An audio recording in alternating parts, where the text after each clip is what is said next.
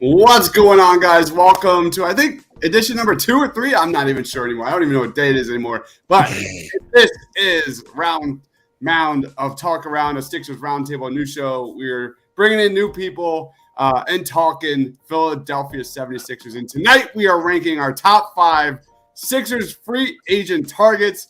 We've got an amazing panel of content creators. Of course, guys, make sure you share the love. Follow everybody here. I'm going to lead off with our guest for the first time, I think. He is Connaughton, DSM Media. Make sure you guys check DSM Media out on YouTube. Everywhere, pretty much anywhere you can find DSM Media. What's going on, man? Thanks for joining. Oh, Phillies are good right now, so I'm happy. No, it's completely other side, but let's go Phils. I love it. We'll just go straight down. We've got my man, Mitch Kofsky. Follow him on Twitter, at Mitch Kofsky on Twitter. And then make sure you go check out his YouTube channel. What's going on, Mitch? Nothing much to stream the Phillies game. Oh, my God, that game took forever. 4 hours, bruh.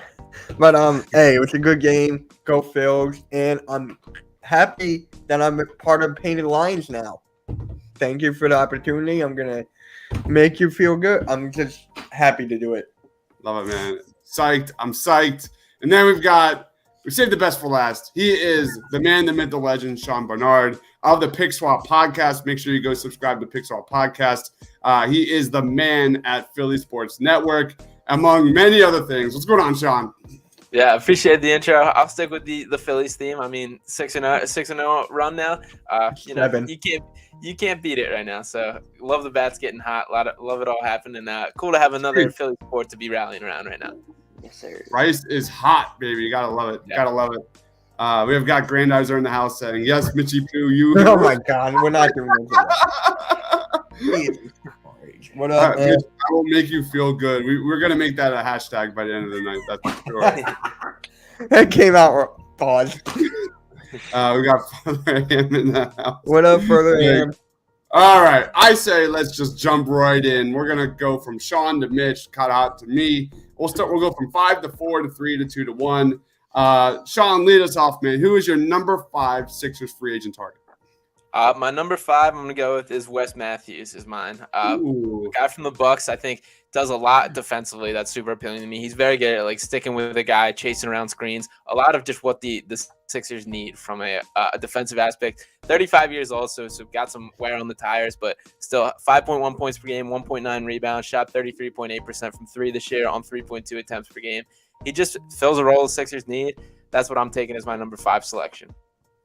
I love it. Love it. Yeah, that definitely fits the need for sure. Mitch, who's your number 5? You know what? Mine is actually Wesley Matthews as well. What? Yeah. Great mind. I guess great minds think alike, right? We need some of those shooters off the bench. I mean, our bench is terrible, so get rid of everybody. But yeah, Wesley Matthews is mine. I like his shot. I like what he brings around the screen. I love it. Right, back to back Wesley Matthews. Did not expect that. No one knows their list here, so we'll get interesting for sure. All right, Kyle, what is your number 5? My number 5 is Gary Harris. I think it. he's a really good shooter and will really help us off the bench. Great name. Gary Harris is your next selection. I made 8 free agency videos, and you haven't picked a single one of them yet. So I can throw up a highlight reel. Come on, guys. I'm just joking. My number 5 is Tyus Jones. I really like Tyus Jones. He's only 26 years old. He's just an emerging playmaker. Let me get my video up. Might as well watch some highlights. Here we go. There it is. Tyus Jones. Yeah. He averaged 8.7 points, 39% shooting from distance last season. You look at that guy when John Morant, I think, was injured. He just stepped up considerably. He was a big-time playmaker. You look at that, and I think of James Harden taking the night off. This is a guy that can step in, play major minutes, and he doesn't turn over the ball. He is just an absolute freak of nature. He's now the only player in NBA history to post an assist rate north of 25 and a turnover percentage of below 8 in the same season. He's only 6 foot tall, and his surface numbers don't really scream off the box score, but I think it would really benefit Shake Milton, allow Shake to play a little more off ball, and you can throw an entry pass. And a lot of Sixers fans don't really know what that is. So that is my selection. Tyus Jones for me. I'm going to make it official. Let's throw it back to you, Sean. Who's your number 4?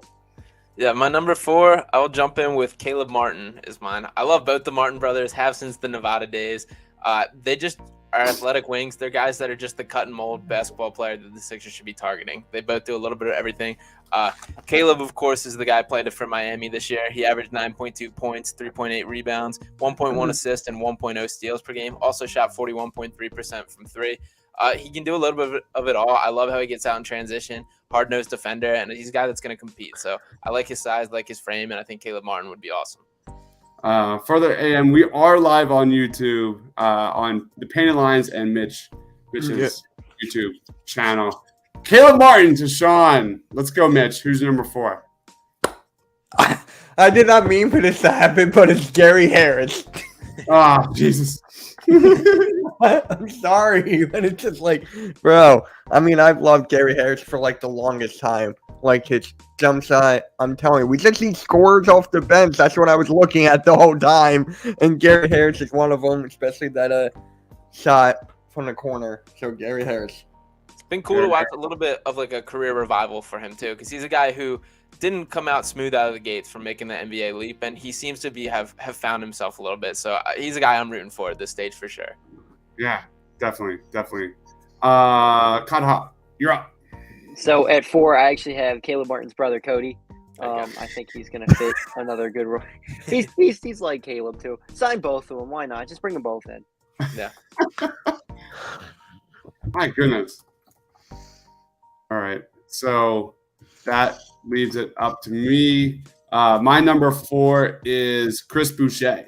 I'm really biased about Chris Boucher. I know the shooting is a little streaky, but I've been one of his biggest fans for the longest time. He's a floor spacing shot blocker.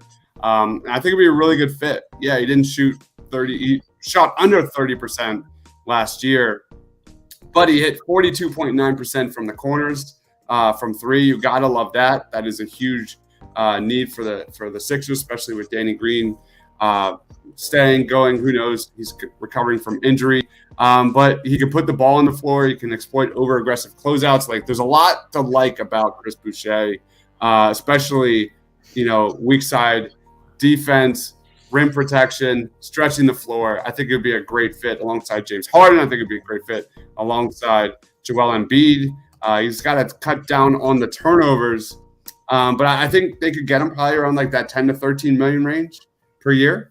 And given, we'll see there's a lot to be done when it comes to the Sixers roster moving forward this offseason. But if they can bring him in and convince him to be, fit right alongside Joel Embiid, I'd love it. Absolutely love it. I'm going to throw a Chris Boucher highlight reel in because I can, because I'm hosting. That's what I do. So Chris Boucher for me. What about you, Sean? Who is your number 3? Yeah, I love Chris Boucher too. I think that's a great shout. For my number 3, I'm going with is Gary Payton II. So obviously we see him in the finals, a guy that just makes such an impact on the defensive end, just a spark plug, like a game-changing guy off the bench. And he's terrific in transition, has a little offensive game. He can shoot the ball as well. I think the kind of in the same realm of all the guys I'm targeting, almost more so than the numbers and what I'm looking at is there's like a sense of impact the second that they're in the game and a little bit of like a game-changing burst. And Gary Payton's absolutely that guy in my mind. I think defensively he can change a game and he brings a little bit on the offensive side at all. So I think he'd be a terrific fit. Gary Payton II for Sean. Let's go, Mitch. Who's your number 3? All right. This one is not anyone has picked yet, so we're going to throw that out the window. It's actually Dante Di Vincenzo. Nice. Because got to bring the guy home, right? We got to bring him home. And this guy's an absolute stud when it comes to the game. I mean, his IQ, his passing, just everything about him. He'll be a great 6th or 7th man off the bench. So give me Dante Di Vincenzo. All right. Let me throw this up on here. What's the one thing that shocks anyone here? But for me, it's A lot of guards. So far, which was not in my head. I'm a little shocked by that. Caught hot. Who's your number 3? 3 for me was Wesley Matthews. So third time on the list. Doc, Daryl, go get him. Do it. Yeah. We all agree. My goodness, I'm surprised. All right. My number 3 is Bruce Brown, another guard. Another way. He's a wing. Bruce Brown, I don't know if they're going to be able to afford him, but he's definitely a huge upgrade over Matisse Thybulle. I don't want to hear that he's not. He's consistent from 3. Had a huge year from distance, 40.4%. He shot right around that range in the catch and shoot. One of 3 players to average 14, 5, and 3 boards on 50-40 shooting splits after the All-Star break, next to Kevin Durant and Jason Tatum, man.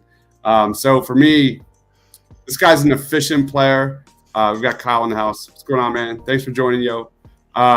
Bruce Brown is my selection. And I don't know if I'm in the minority or not, but I'm ready to move on from Matisse. And Matisse really let me down. If there's a package available, I'm ready. Sean, who's your number 2? Yeah, I'm right on the same page. Bruce Brown is my number 2 as well, and I agree with just about everything you said there. I agree on the Matisse Thybulle front too. I think Bruce Brown would be a massive upgrade there, just in terms of the things that he can do, and I think he'd be a super interesting piece to add to just the dynamic of their offense in terms of as a screener and roller. He obviously has some connection with James Harden, the way he plays, the way he's able to roll, receive the pass, and still find passes to the corner or hit that little floater, which he loves, is awesome. I think that would be huge to add to this offense. And he's comfortable stepping out, shooting threes, doing his thing. So he's a hard-nosed player. He brings it every night. I love the way he attacks the glass, even though he's only listed at 6'4". So there's a ton to like. I think he would go a long way to changing the attitude, the mentality, and just bring productive play along with it. Yeah, I fully agree with that, man. Like, Joel Embiid wants toughness. Like, this is a dude that averaged 9.7 rebounds per 100 possessions the last 3 years combined. His rebounding numbers dropped a little bit, but the year before that, his offensive rebounding was unbelievable. I love Bruce Brown. And if they have to kind of overspend a little bit to get him, I'm in. I think he's a great fit. And he's only, 25 years old. So, yeah, his better years are in front of him for sure, man. Let's roll on to Mitch. Who's your number 2? All right. So, our backup center is not that good. I mean, Dwight Howard just didn't do it for me. So, Andre Drummond. Let's try to bring him back if that's even possible. He doesn't want to be in Brooklyn anymore. So, for me, we need that guy who can get the boards, put it back, and, just knock down the free throw when we need it. He's been getting better on the free throw shot. Andre Drummond come back and we win the trade. We literally win the trade if he comes back. I would love it. That's definitely a guy that would probably come back on the cheap, right, Sean? He clearly had a fit here. He was really playing well. Mm-hmm. It's interesting. I think in his mind that this was a 1-year minimum, then he wanted to cash out this offseason. It didn't really work out that way in terms of just how, obviously, with the trade. There's also, I will say, there's an aspect of me that's very fine with, remembering Andre Drummond positively, and I'm concerned, bringing him back in, that gets ruined. Think about the Dwight Howard experience, how great he was during the regular season, how much we loved him, and then postseason, he was flat out unplayable. I mean, Drummond did not play well in the postseason for Brooklyn. We see the volleyball spikes tipping out, but then again, he's absolutely better than DeAndre Jordan. If Doc Rivers is dead set on wanting a true traditional big, there's worse guys to have in the building for sure. I love what he did, showing up to a big Paul Reed fan of the Blue Coats game, stuff like that. He's definitely a good locker room guy. You don't miss him trying to throw dimes in the tight spots and the ball going into the stands behind the back passes. Yeah. It was nauseating at times. It was the best of times. I don't know. Yeah. Anyway, kind of hot. Who is your number 2? So my number 2, one of my Nova boys, Dante Di Vincenzo. Bring him home. It's the only college basketball jersey I own. So I need a Sixers Dante Di Vincenzo jersey. Bring him in here. A lot of Villanova love here. I'm not that surprised. Even though I'm a Michigan fan, I still love Nova. I'm not a Nova fan. I don't want to go there. I know. I'm a Temple guy. Yeah, the joke's on me. I get it. All right. For me, my number 2. Oh, we have a comment. Nets are so screwed. That's right, Corum. Yeah. I love it. I'm down for that. For me, my number 2, and this is more so value and fit with the Sixers roster, but Pat Connaughton is my number 2. I think it would be a terrific fit. Shoring up the perimeter is a huge need for the Sixers this offseason. He could add some defensive depth. I think he fits in really well with Doc Rivers' offensive scheme. He can guard up to 4 positions at 38.5% from 3 the last 2 years. He moves really well off the ball. Like, this guy averaged 9.9 points per game last year. And he had a career year with the Milwaukee Bucks. So he has a $5.7 million player option this offseason. If he gets that $8 to $10 million range, to bring him in as a really good 3-point shooter, a floor spacer, a versatile and switchable defender, and a really good locker room presence, like, this is definitely what I'm signing up for. So Pat Connaughton is my number 2. I think it's just a perfect fit. Let's go to Sean. Sean, what's your number 1? My number 1 I got is Otto Porter is mine, and I think he would be kind of similar to what you said, fit wise, and it just fits perfectly in my mind. A guy that's cool, spacing the floor, sitting out, knocking down threes. On the season, Porter averaged 8.2 points, 5.7 rebounds, 1.5 assists, 1.1 steals. The offensive rebounding is something that's super appealing to me too. He's a guy that has a high motor. He's in there. He gets in the mix. We're seeing it in this Warriors series now, and it's been like that all year. And another guy who's kind of redefined his career, and he was a former number 3 overall pick with the Wizards. Didn't really live up to the hype, struggled, and has just kind of found himself in this role, being a guy that's elite in his role. And I like that story. I love those kind of players that rediscover themselves and find their lane. That's exactly what Otto Porter is doing. Still plenty young, and I would love him on the Sixers. Right when we wrap this up, Otto Porter was my number 6. I had him right off my top 5. He was my honorable mention. You look at the Warriors, man, when he's healthy, like, he's pretty dangerous. He's dangerous. And he's efficient. He's a little streaky. I'll take that back. He's a little streaky, but 40.4% of his threes last year, 72% at the rim. You've got to love that. And he definitely is switchable, and he's got size, can space the floor. Obviously, love that selection. Number 1, though? Number 1? Yeah. Well, so what we're going to do is we're going to grade our teams here at the end, and we'll see how that goes. What about you, Mitch? Who's your number 1? This guy should have been on the floor the whole season. He started off on the bench, and then he got on the floor. Malik Monk.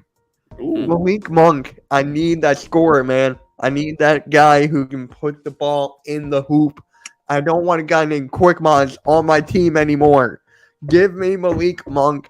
I wanted him ever since he got drafted. I loved him in college. So Malik Monk.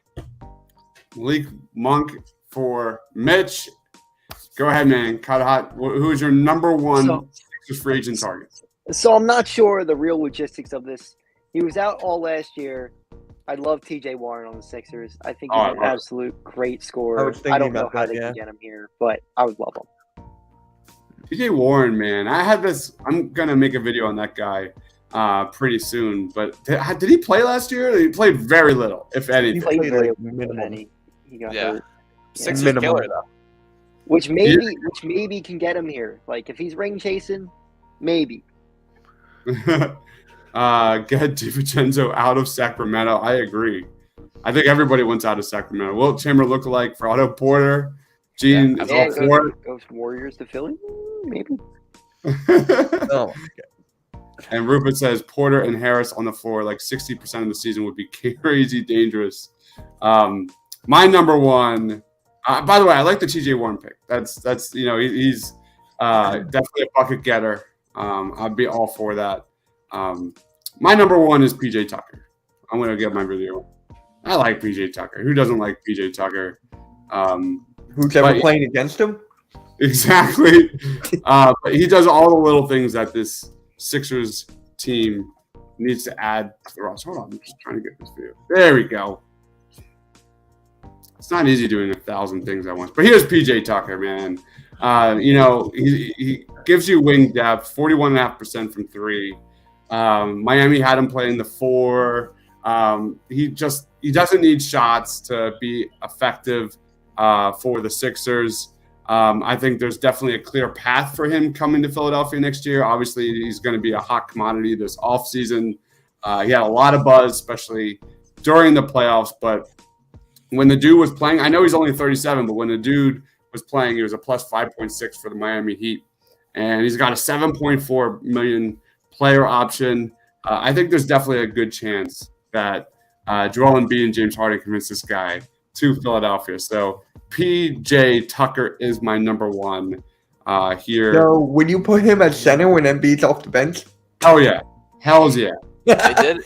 It's a Daryl Morey move from back in Houston too. So there's the connection there, and I mean, he's kind of the aspect of player that kind of goes beyond the stat sheet in terms of like you look at him and he like doesn't do anything crazy, but his impact out there is felt every single second in the postseason especially, and those are the guys the Sixers need to be targeting. So I love that. I'm concerned he ends up going back to the Heat. I know Pat Riley spoke super highly about him at his presser, but like you said, it would have to be Embiid on the recruitment, and there are the connections, so we can hope for it.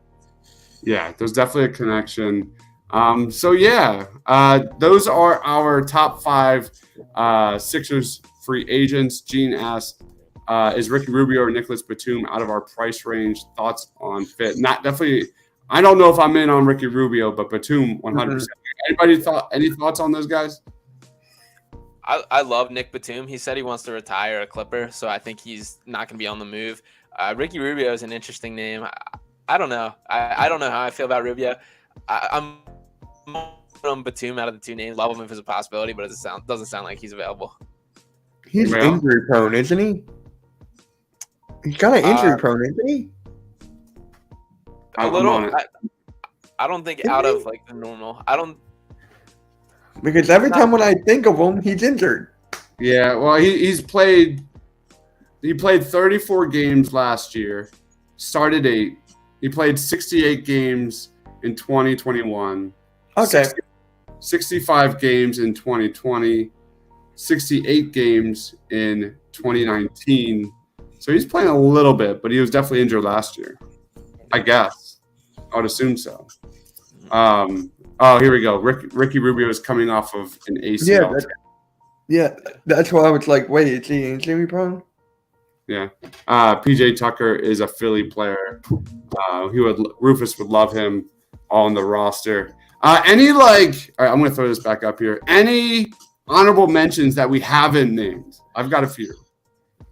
A guy, my co-host James and I talked about, had an interesting discussion, was Kyle Anderson. I'm curious your guys' thoughts on him. Kyle Anderson's really interesting. He seems like a doc guy, right? Like slow-mo.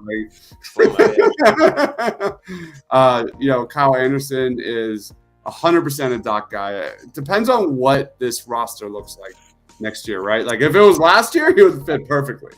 Given the Sixers' pace was like terrible. It was so slow and boring.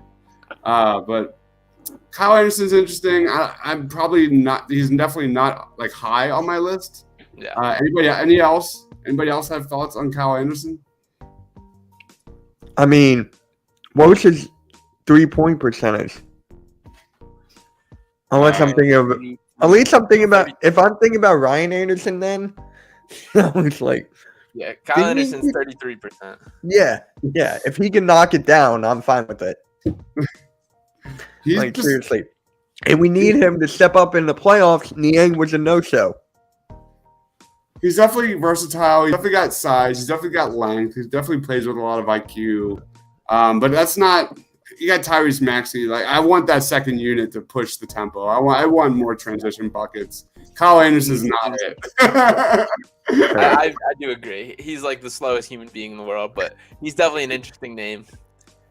All right, so we've got you nailed it with Gary Harris. He was an honorable mention for me, 100%.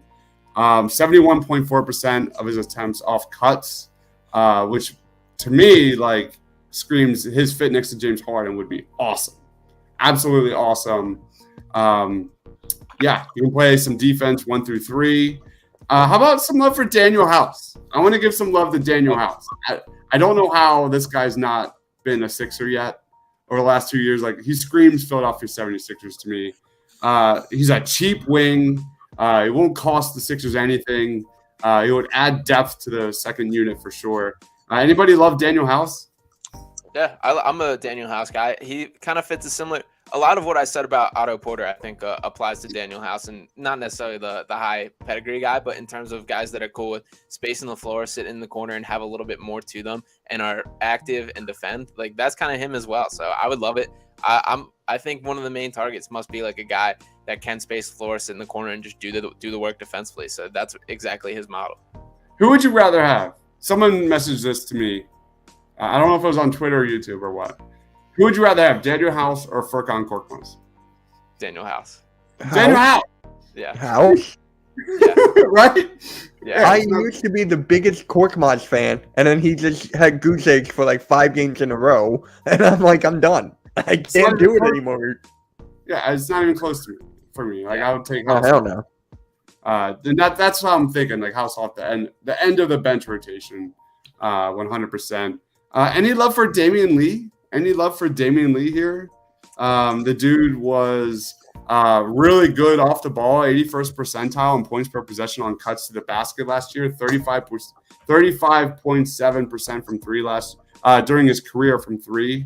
Solid perimeter defender. It would be, another cheap wing off the bench. Any thoughts on Damien Lee?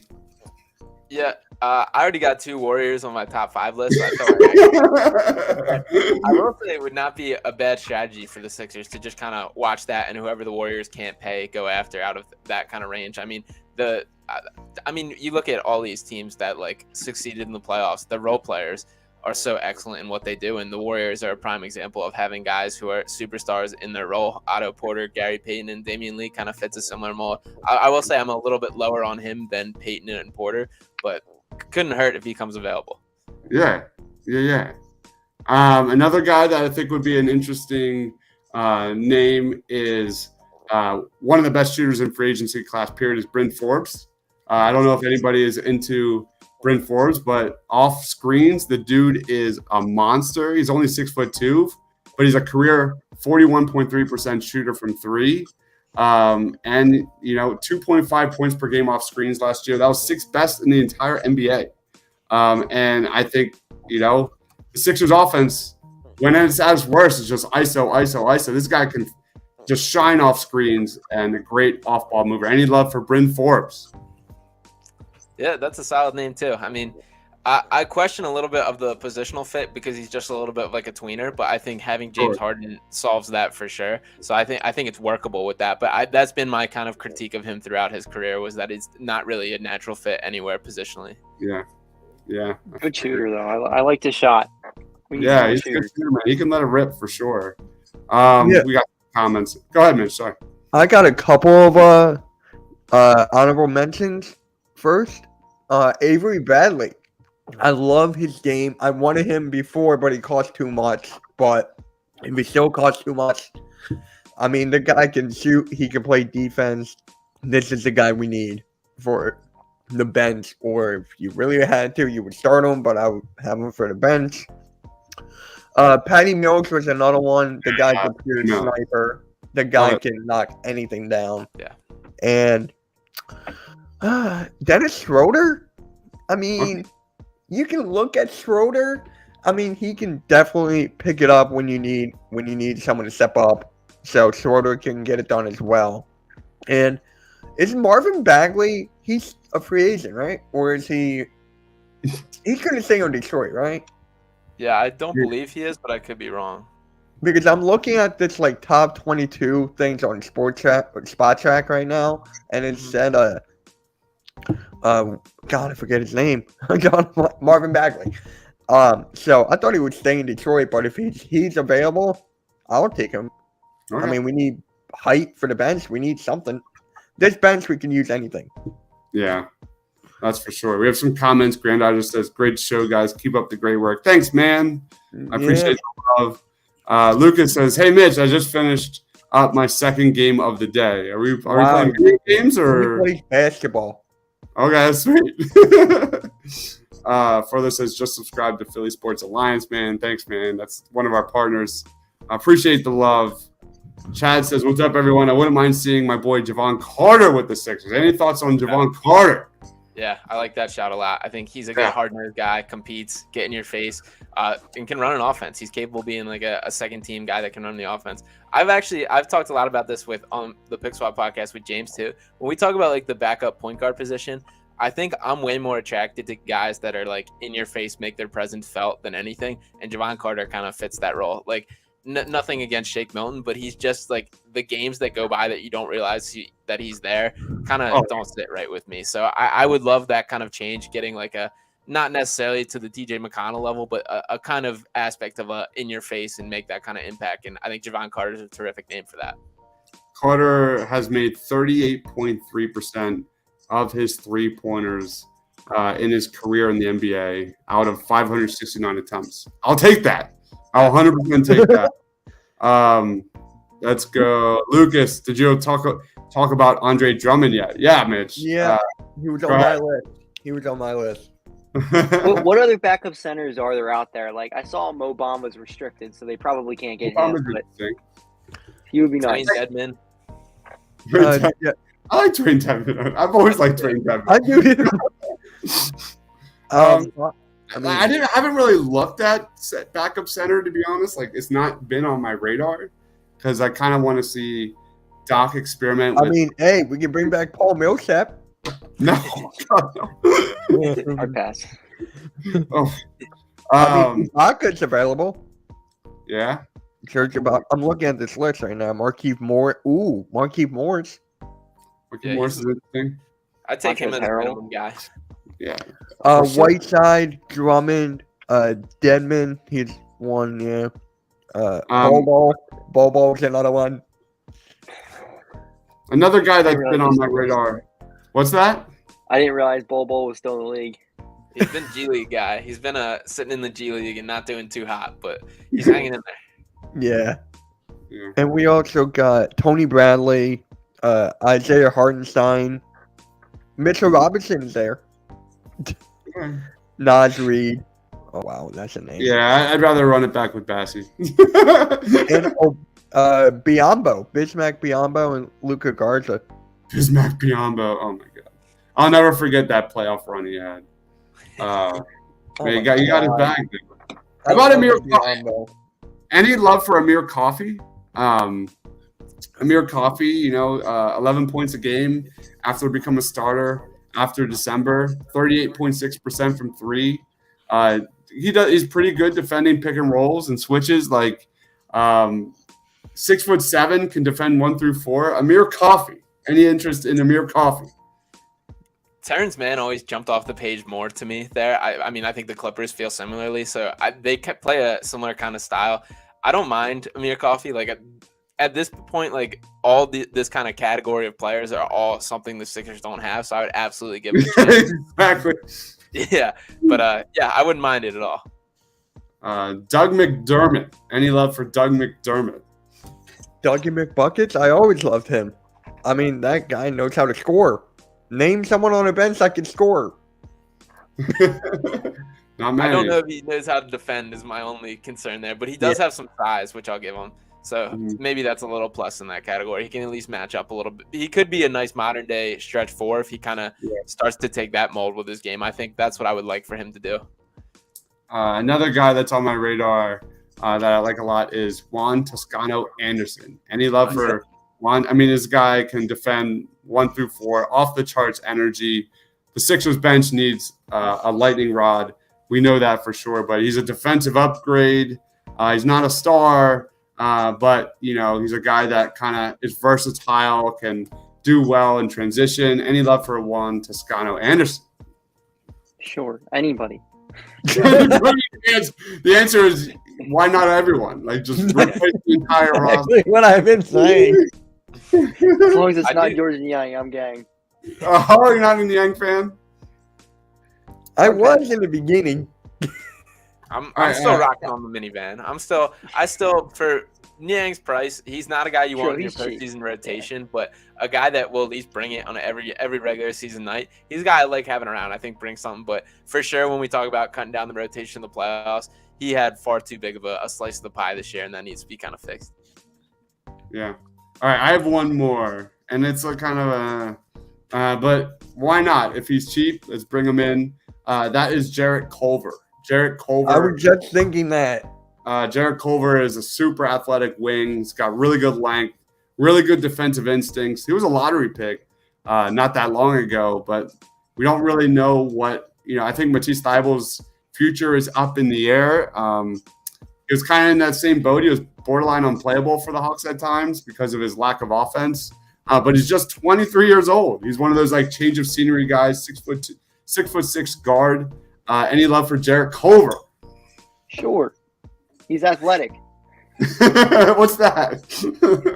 Athleticism isn't a thing we have. Yeah. We don't have a lot of things. I know. The beggars can't be choosers, pretty much. We don't have a We don't have a coach. We don't have anything. I was really about to come on here with a list of 5 coaches instead, but. All right. So that is our top 5. What I'm going to do is I'm going to put these rankings up one by one, and you guys grade them A to F, and we'll see who has the higher. Is this going to be on a poll? Because I lost that badly. Yeah, Mitch, you got your freaking wheel, man. It's the wheel. Yeah, we did an Eagles poll where what was that? We did season award predictions, and I think Mitch lost like pretty much everyone. I got 0. Like I didn't get possible. I'm like in the freaking wheel. Yeah. So what we did is we did a wheel spinner to see who gets the pick for each award, and yeah. Anyway, all right. So be on the lookout for that. I'm going to post those everywhere. That'll be a lot of fun. But let's wrap it up. Lead us off, Sean. Where can we find you, man? What do you got going on? Yeah, you guys can follow me on Twitter at Sean_Bernard1 right there. Make sure to check out Pick Swap Media on YouTube. Got a couple cool shows coming out there. Got a couple cool interviews all coming up. Just that one with Josh Reynolds recorded before this that I'm excited for everybody to see. Nice. And then you can check out my written work on PhillySportsNetwork.com and Clutch Points as well. Dude is a beast, man. If you love the Sixers, follow that man. You'll thank me later. Mitch, go ahead, dude.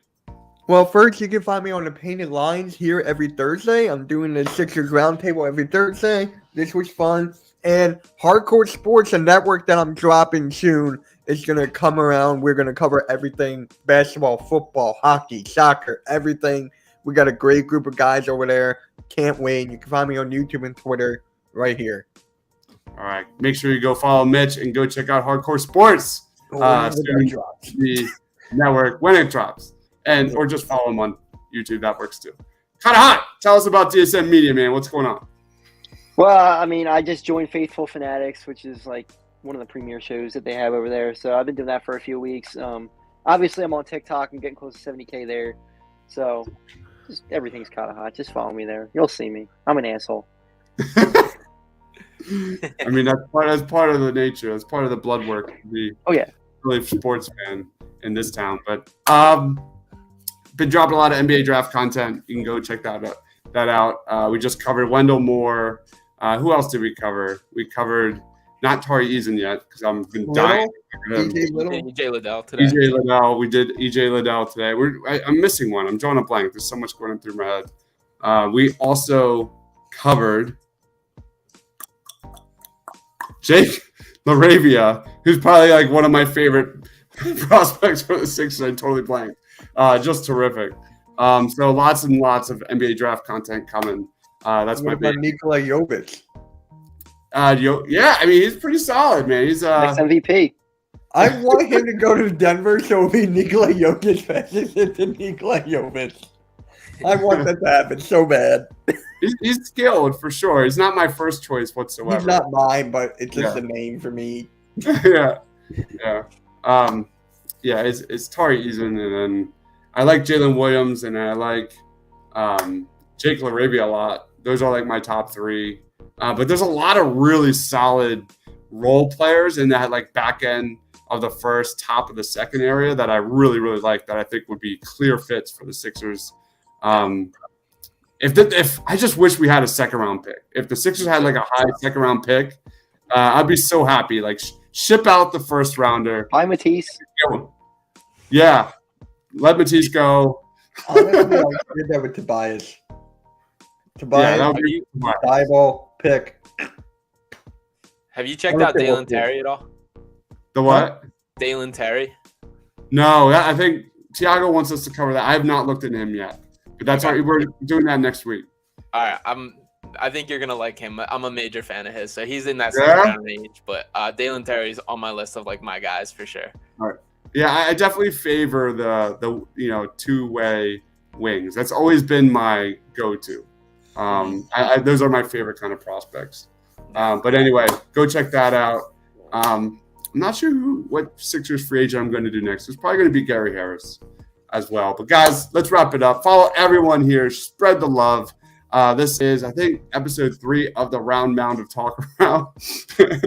And we'll be back next Thursday night. I'm not sure what we're doing, but it's going to be fun. I swear we'll have some off-the-wall ideas to do here. We did a Chick-fil-A Sixers season grade show where we, instead of doing grades, we did Chick-fil-A menu items. That was a lot of fun.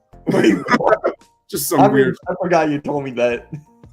Yeah. Well, I promise you it'll be pretty ridiculous. Thank you, everyone, for watching. We will see you next time. For Sean, for Mitch, for Kind of Hot.